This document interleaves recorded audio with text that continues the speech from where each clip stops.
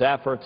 Again, I empathize and sympathize with he and his family over the personal loss that has just occurred, and I look forward to working with him as we move ahead. I yield the floor.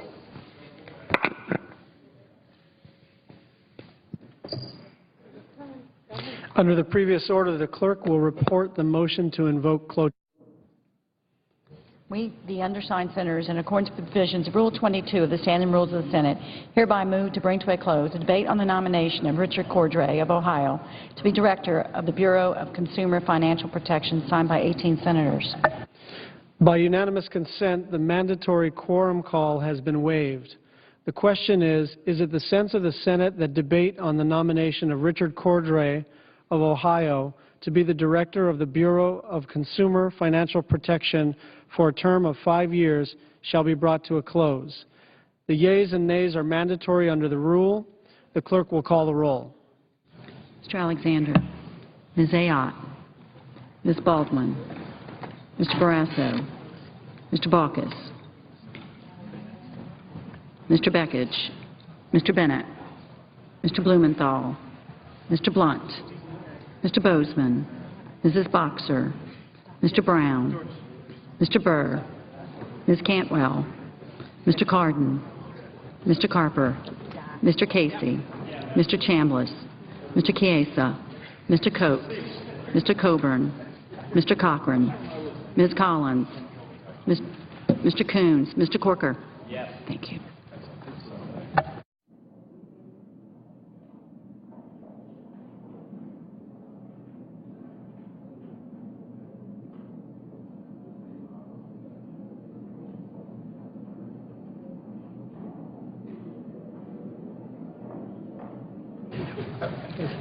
Mr. Cornyn, Mr. Crapo,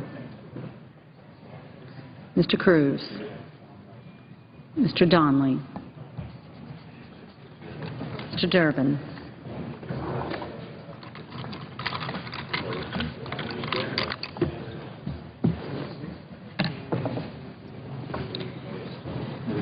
Mr. Enzi, Mrs. Feinstein, Mrs. Fisher, Mr. Flake, Mr. Franken, Mrs. Gillibrand, Mr. Graham, Mr. Grassley, Mrs. Hagan, Mr. Harkin,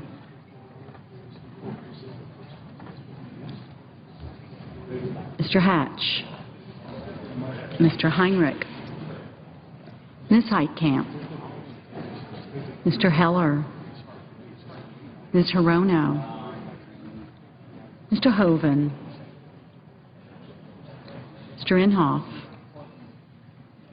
Mr. Isaacson, Mr. Johans, Mr. Johnson of Wisconsin, Mr. Johnson of South Dakota, Mr. Kane, Mr. King, Mr. Kirk, Ms. Klobuchar,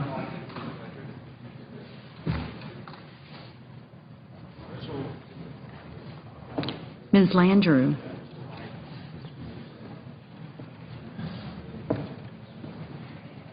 Mr. Leahy, Mr. Lee, Mr. Levin, Mr. Manchin, Mr. Markey, Mr. McCain, Mrs. McCaskill, Mr. McConnell, Mr. Menendez, Mr. Merkley,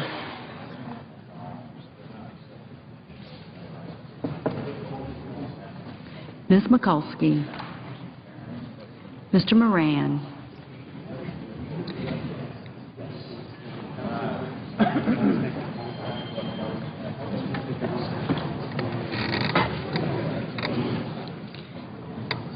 Ms. Murkowski,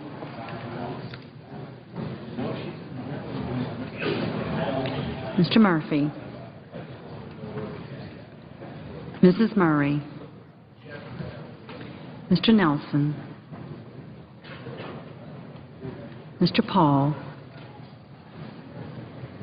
Mr. Portman, Mr. Pryor, Mr. Reed of Rhode Island, Mr. Reed of Nevada, Mr. Risch, Mr. Roberts, Not as high as it was an hour ago. Mr. Rockefeller, Did you have a cocktail? Not yet. Mr. Rubio, Wait for lunch. Mr. Sanders, Mr. Schatz, Aye. Mr. Schumer, Mr. Scott,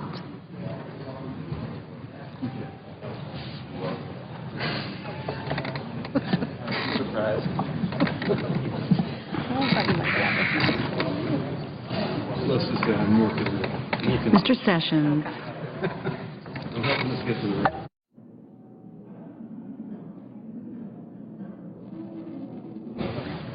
Mrs. Shaheen, Mr. Shelby,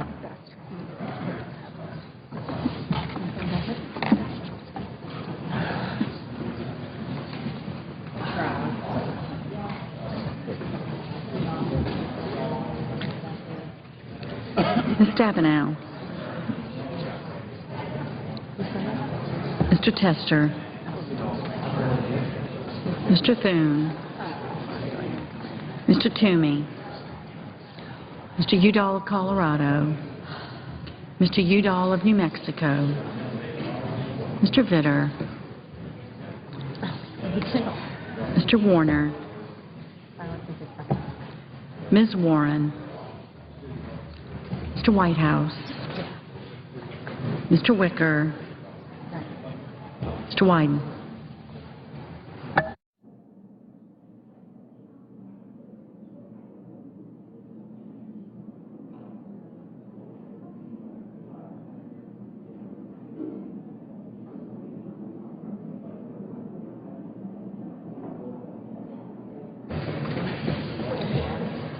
Senators voting in the affirmative: Corker, Donnelly, Hoeven, Johanns, Merkley, Murphy, Portman, Schatz, Tester, and Udall of New Mexico.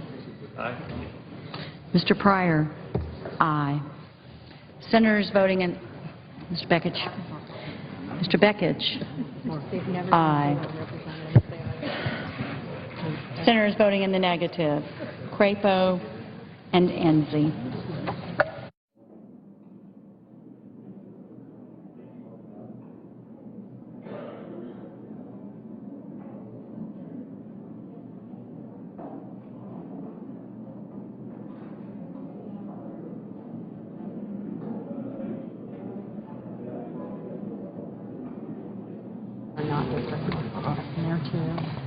Mr. Coons, aye.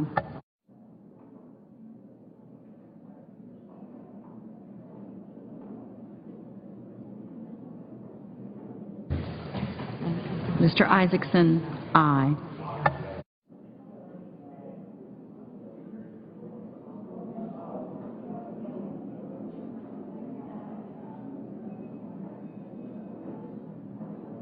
Mr. Brown, aye.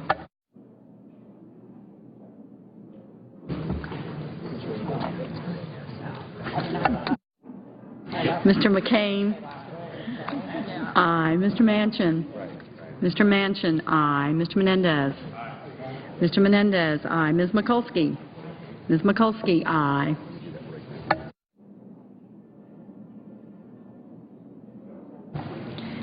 Mr. Moran, no. Mr. Bennett, Mr. Bennett, aye. Mr. Cornyn, no.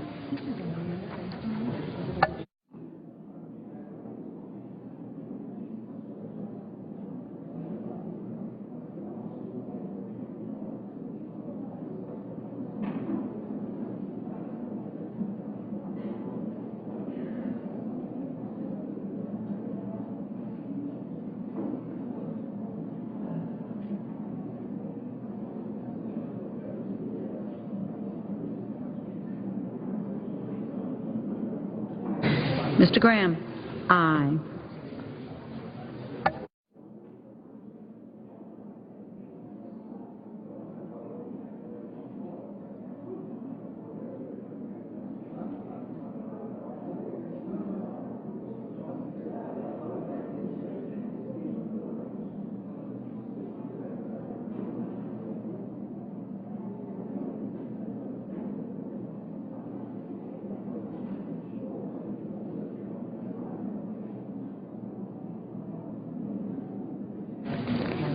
Mr. Nelson? Aye.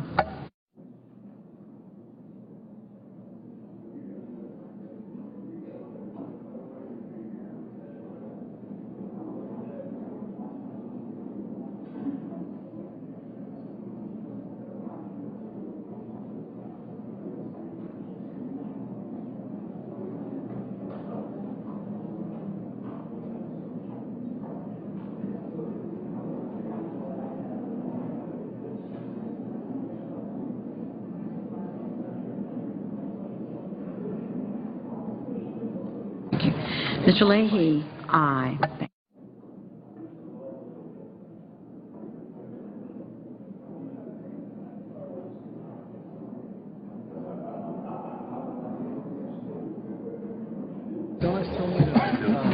Mr. Inhofe? She'll give that. No. This is just after that.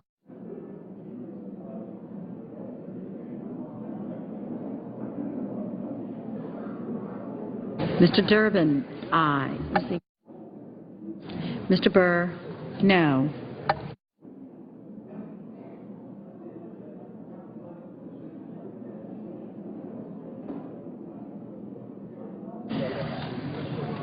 Mr. Robert? No. Mr. Heller? No.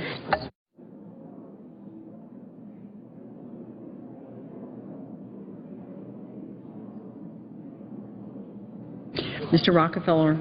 Aye. Thank you. Mr. Coburn? No. Mr. Rubio? No.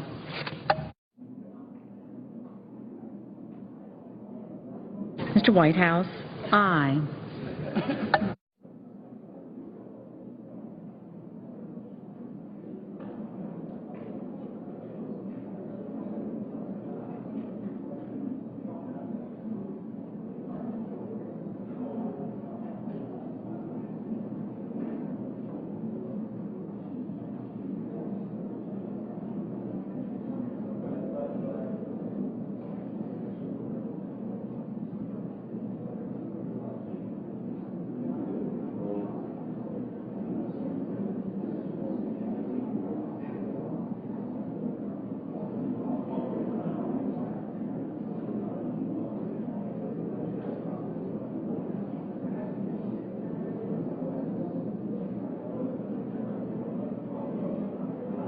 Mrs. Fisher? No. Mr. Wicker? Mr. Wicker? Aye. Ms. Warren? Ms. Warren? Aye. Mr. Sanders? Aye. Mr. Toomey? Mr. Toomey? No. Mr. Harkin? Mr. Harkin? Aye. Mr. Mr. Markey? Aye.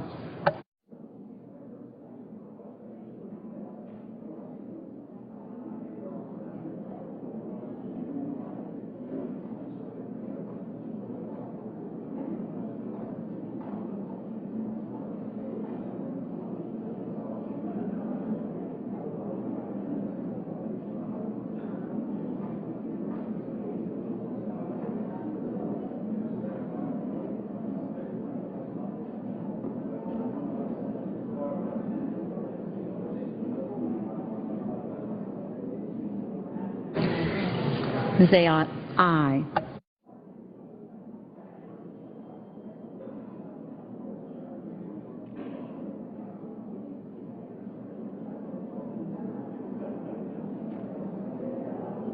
Ms. Cantwell? Aye. Ms. Collins? Aye.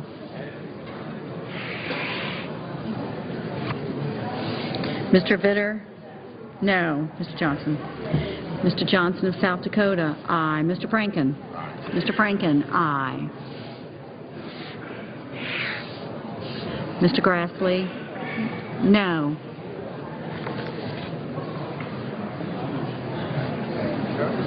Mr. Cochran?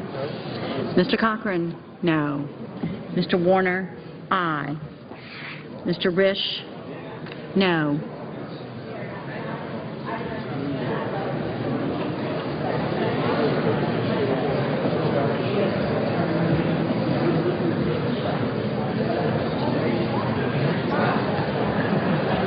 Yes, sir. Procedurally right now, I have all these people that raised me, so now a debate on the next Yeah. person. We'll be on Cordray for 8 hours.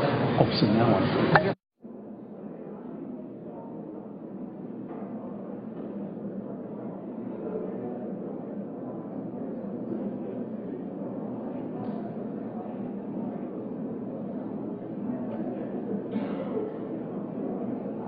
Mr. Alexander? Mr. Alexander? No.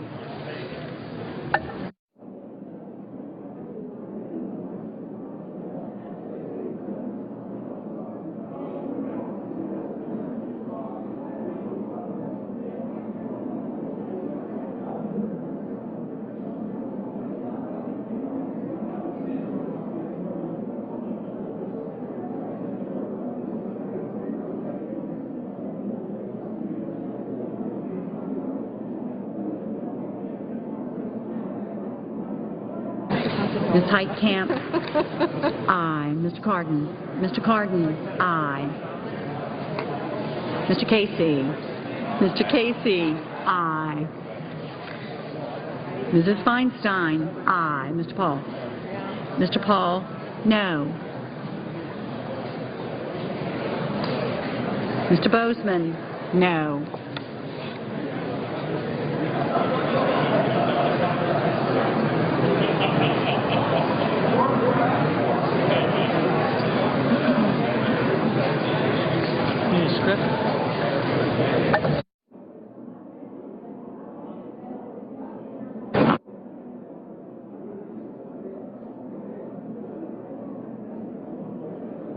Mr. Blunt? Aye. Mr. Rono? Aye.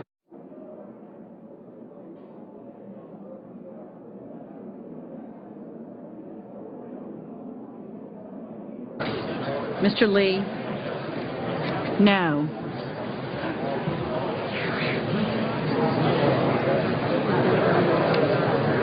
Mr. Heinrich? Mr. Heinrich? Aye. Mr. Kane? Aye. Mr. Chambliss? Mr. Chambliss? Aye. Mr. Udall, Colorado? Aye.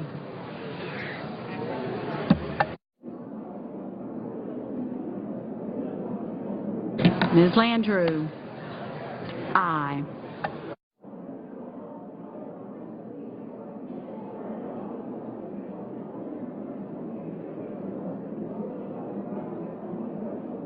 Mr. Reed of Rhode Island? Aye. Mr. Hatch? Mr. Hatch? Aye. Mrs. Hagan? Aye.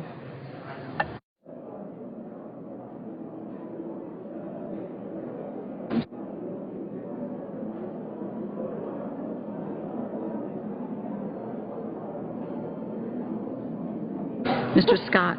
No.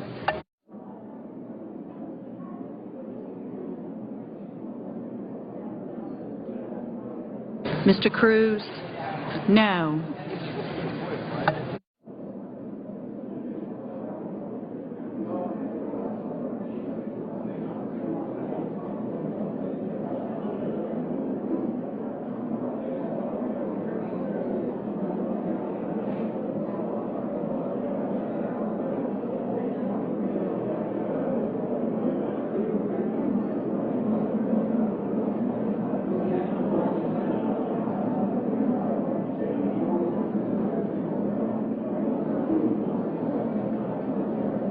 Mr. Johnson of Wisconsin?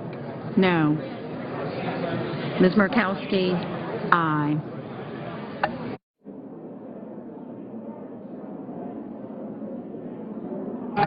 Mr. Wyden? Aye. Mr. Shelby? Mr. Shelby? No.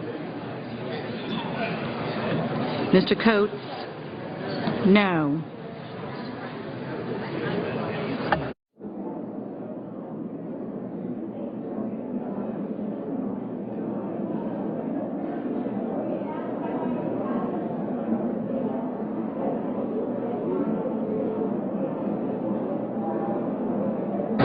Ms. Klobuchar? Aye.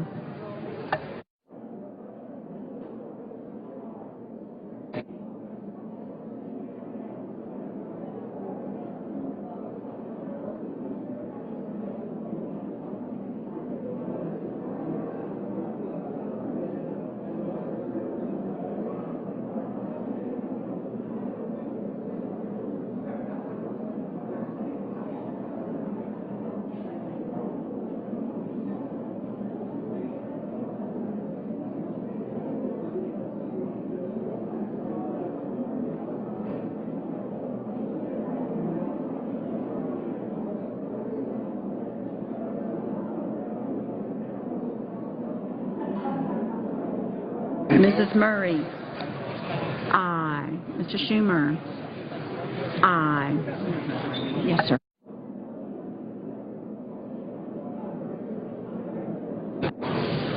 Mrs. Boxer? Aye.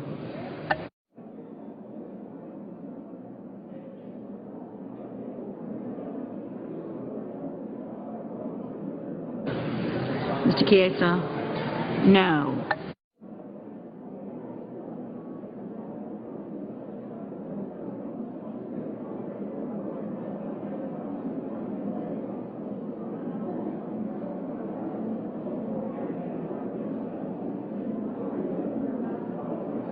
Mr. Barrasso? No.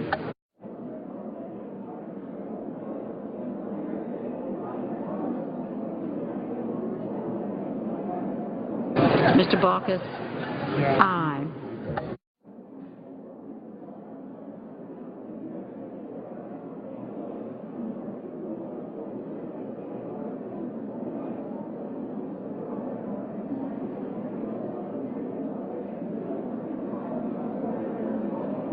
Ms. Baldwin? Aye.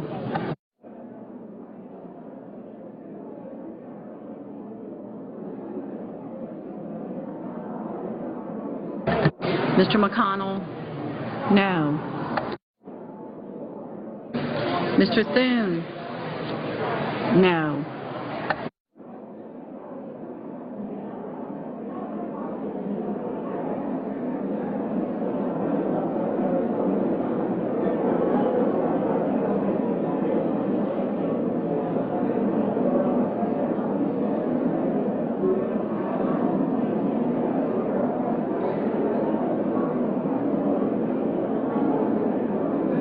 Mr. Carper? Aye. I know he'll be very proud. Mr. Flake? Aye.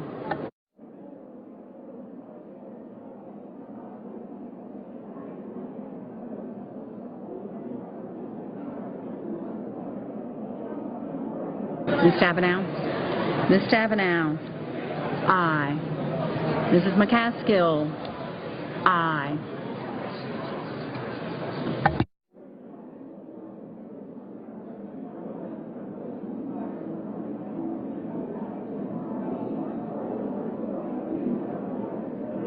Mrs. Shaheen? Aye. Mr. Kirk? Aye. Mr. King? Aye. Mr. Blumenthal? Aye.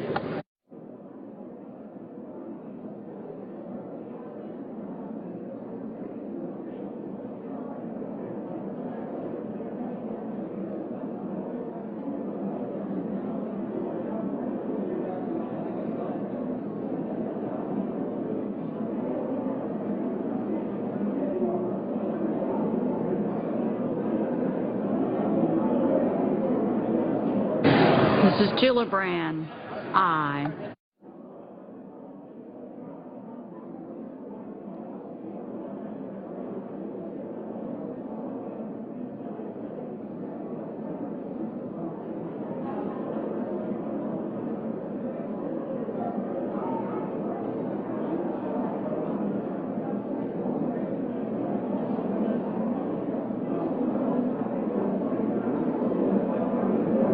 Mr. Sessions, no.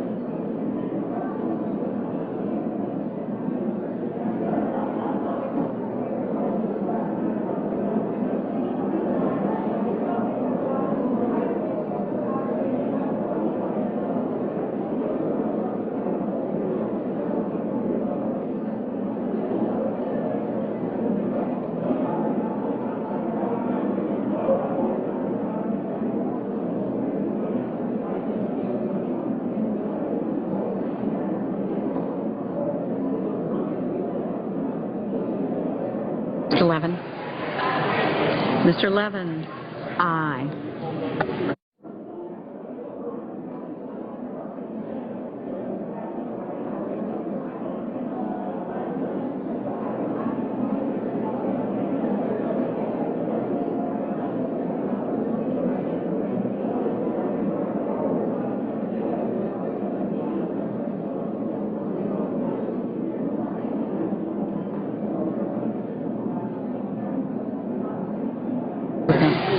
Mr. Coates, aye.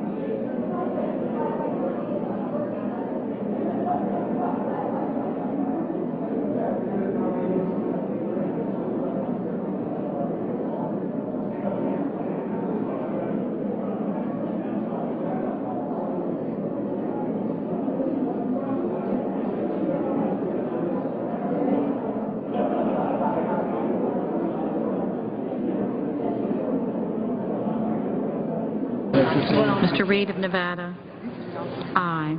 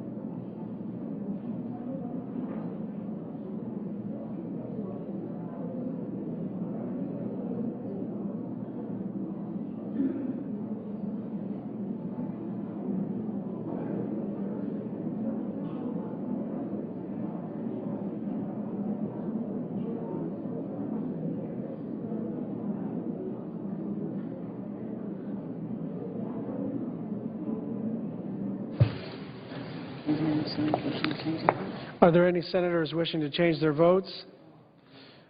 On this vote, the yeas are 71, the nays are 29. 3/5 of the senators duly chosen and sworn having voted in the affirmative, the motion is agreed to. Pursuant to Senate Resolution 15 of the 113th Congress, there are now 8 hours of post-cloture debate on this nomination, equally divided in the usual form. Mr. President, Majority Leader. I hope we don't have to use all the 8 hours, but we'll see. I ask consent that the Senate recess from 12:30 until 2:15 today to allow for our weekly caucus meetings, and that time during the recess count post-cloture on the Cordray nomination. And I express my appreciation to everyone for the strong vote that this good man got. Without objection. Mr. President, there are 10 unanimous consent requests for committees to meet during today's session. They have my approval and that of Senator McConnell. I ask consent that these requests be agreed to and be printed in the record. Without objection. Note the absence of quorum. The clerk will call the roll. Mr. Alexander.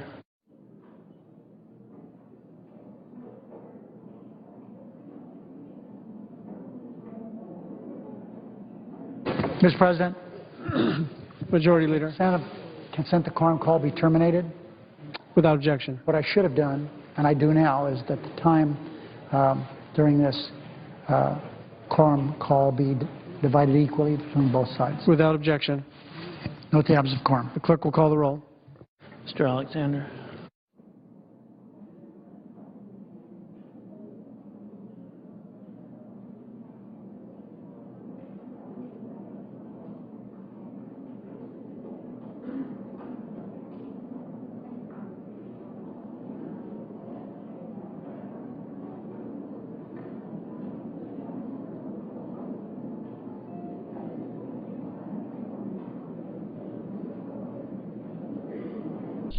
So you saw the vote just a short while ago, wrapping up the final vote tally, 71 to 29 to cut off debate on that nomination of Richard Cordray, and 60 votes needed. 17 Republicans joining the Democrats on that. We'll try and get you those names as soon as we can.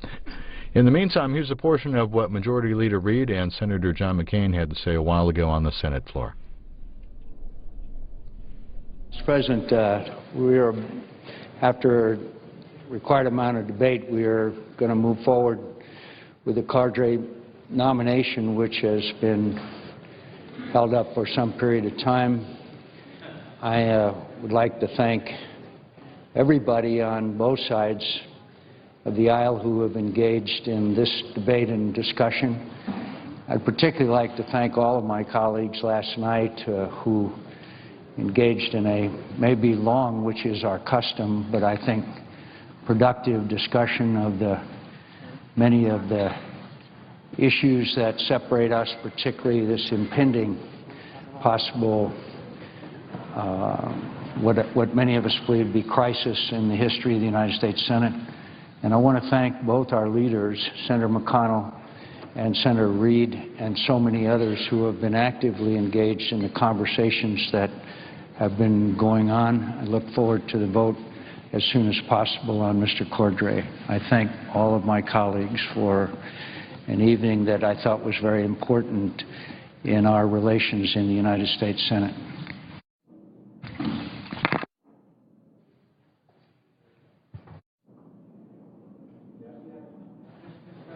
The Majority Leader. Mr. President, we may have a way forward on this. I feel fairly confident, but it's, as you know, that's why we need that time. So what we're going to do is go into quorum.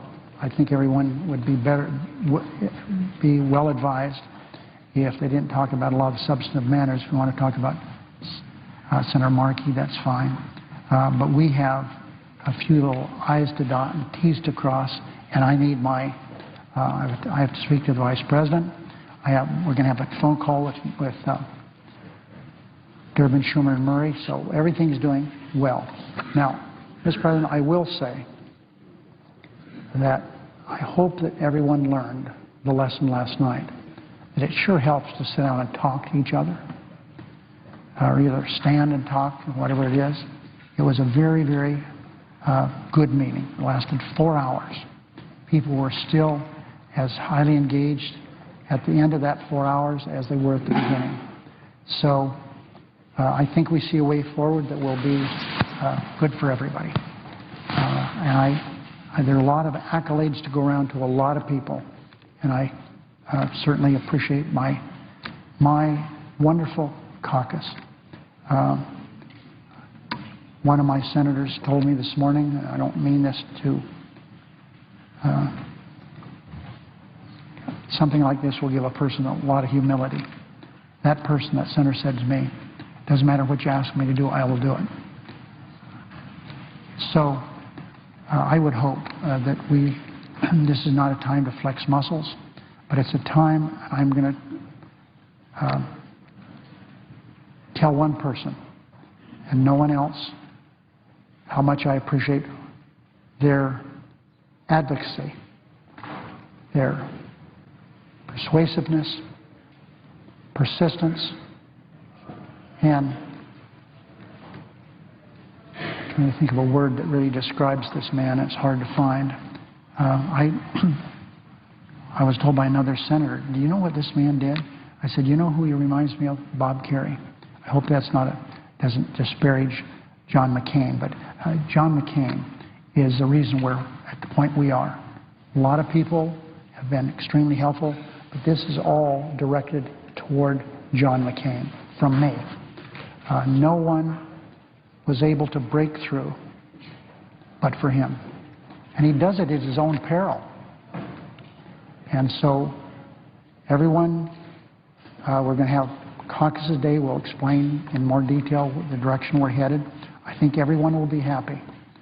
Everyone will not be, oh man, we got everything we wanted. But I think it's going to be something that is good for the Senate. It is a compromise.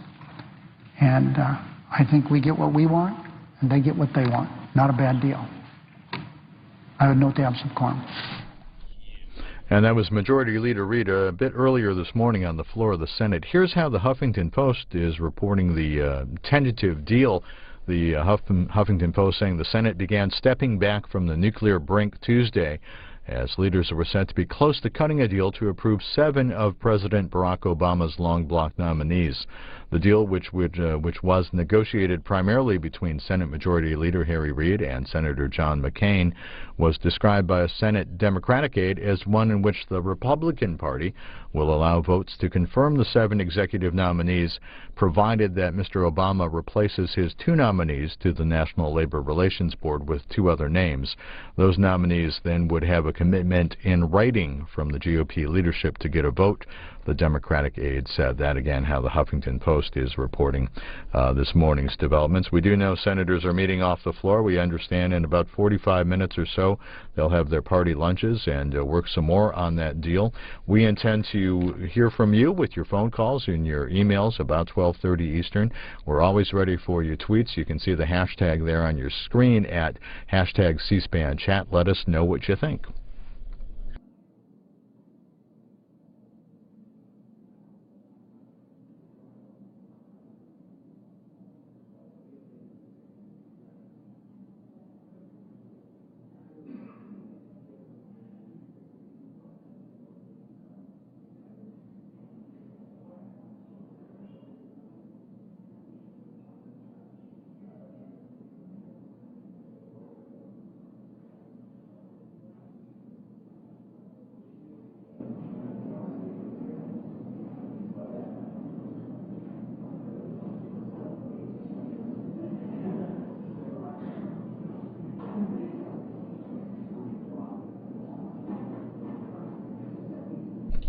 So we've been talking about that hashtag C-SPAN chat, and we're going to show you now some of what you've been saying about this Senate deal, or potential deal anyway, on the filibuster.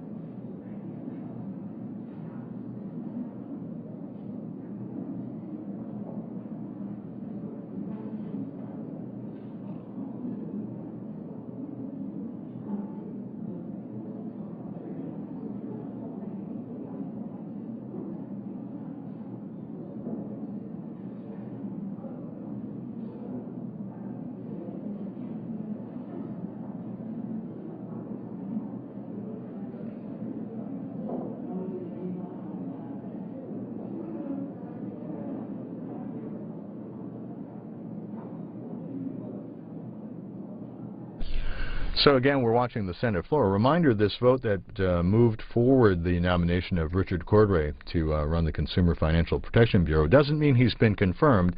It means debate has been limited to no more than 8 hours in the Senate. Then a vote on the nomination itself has to take place. 17 Republicans joining 52 Democrats and 2 independents in favor of ending debate.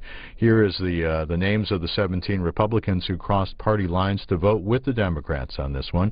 We start out with Senator from New Hampshire, Senator Blunt from Missouri, Senator Chambliss from Georgia, Senator Coates from Indiana, Susan Collins from Maine, Senator Corker from Tennessee, Jeff Flake from Arizona, Senator Graham from South Carolina, Orrin Hatch from Utah, Senator Hoeven from North Dakota, Senator Isaacson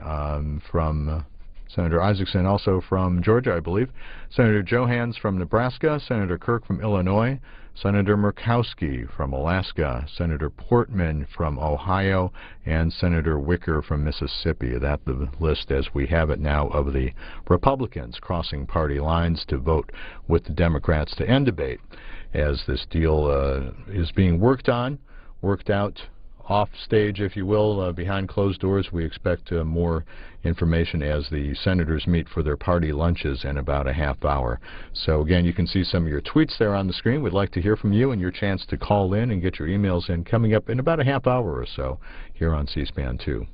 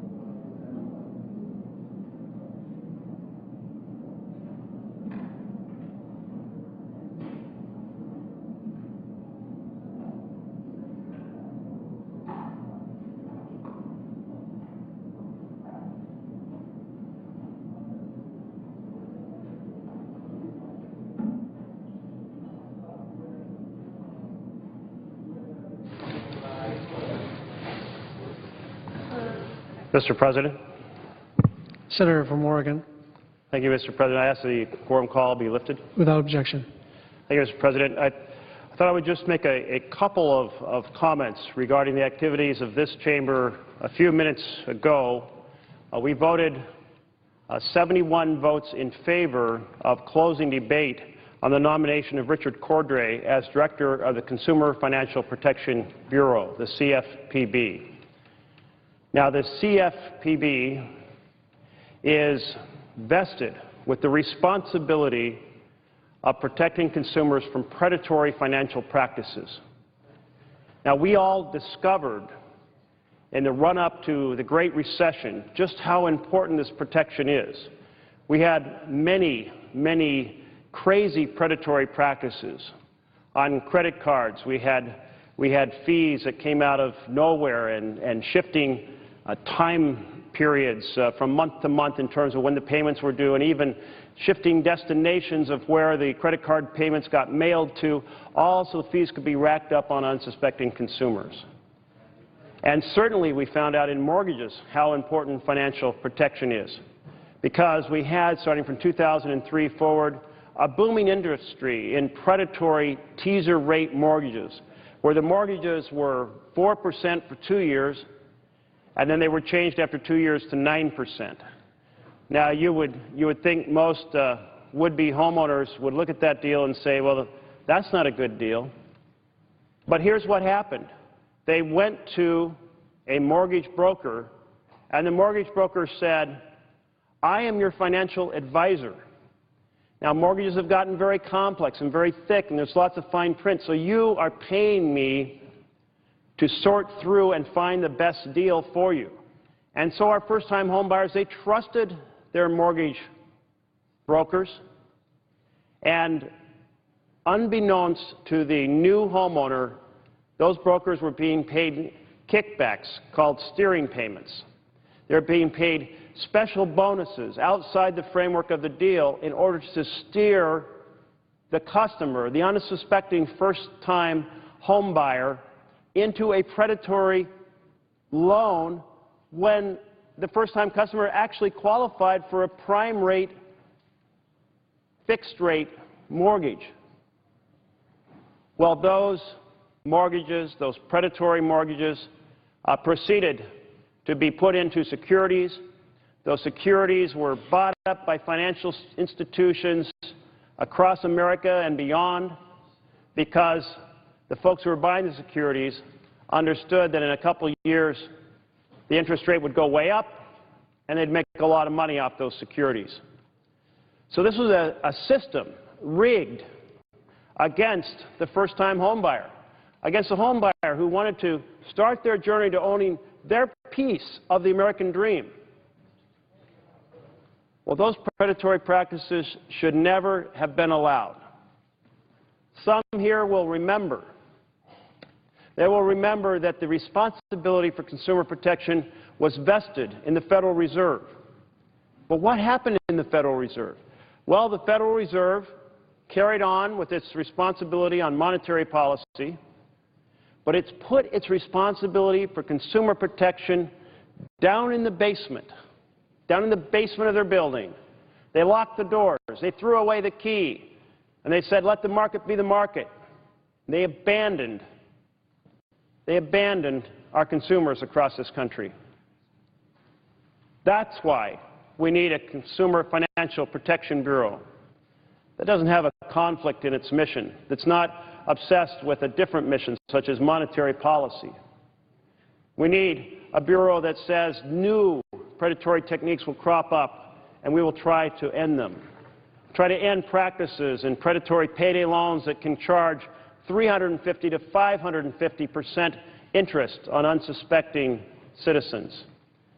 We need to have a bureau that looks out and says we need to find a way to stop the practice in which online payday lenders get your bank account number and then, without your permission, do a remotely generated check and reach in and grab the funds out of your account.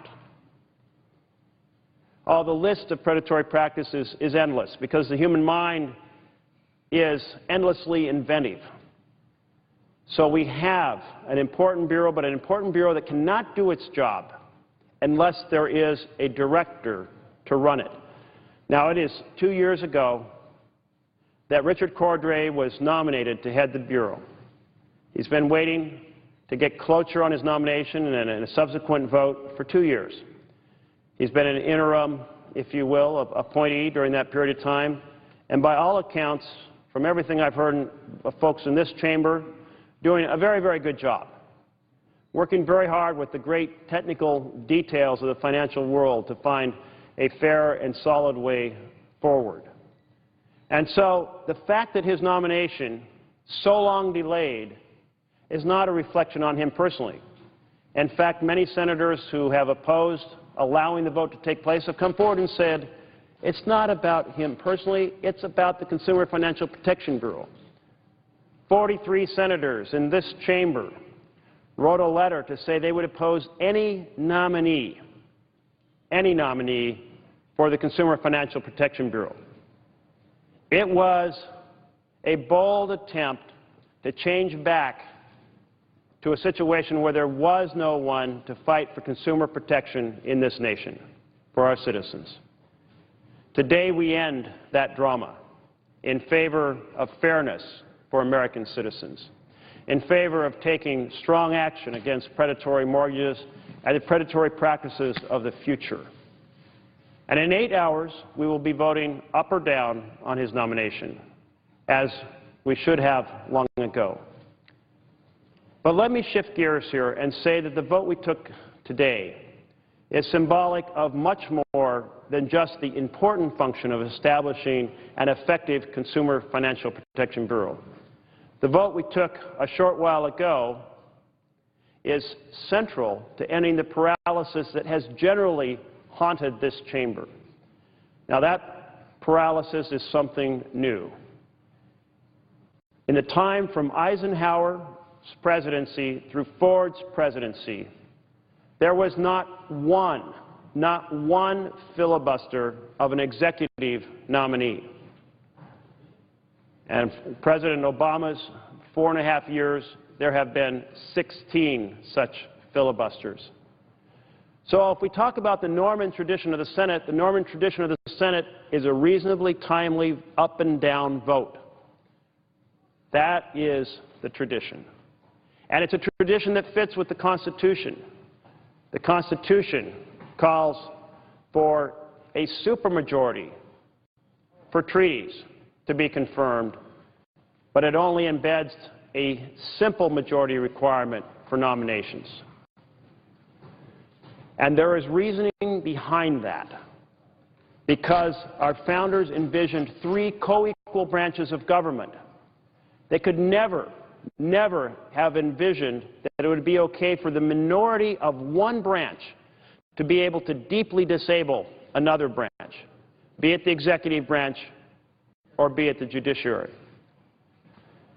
So the vote we took today is part of a larger conversation about ending the paralysis and focusing on the challenge of executive nominations getting timely up and down votes.